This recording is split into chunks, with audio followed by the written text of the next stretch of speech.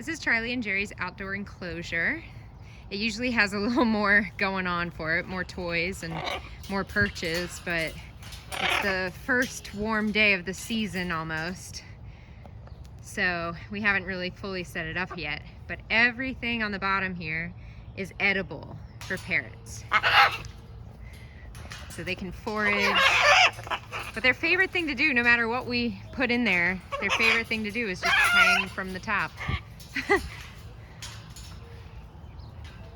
It's important for parrots to get a lot of exercise, and they simply cannot get the amount of exercise they need on an indoor perch. So this is really good for them.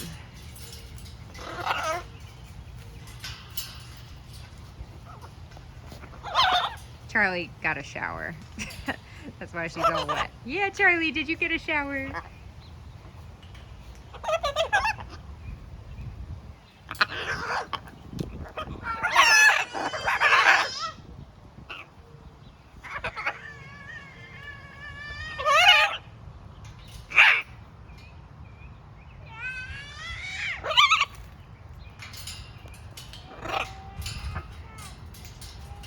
Good show off, Jerry. Good show off, Jerry. I see you there. Good show off.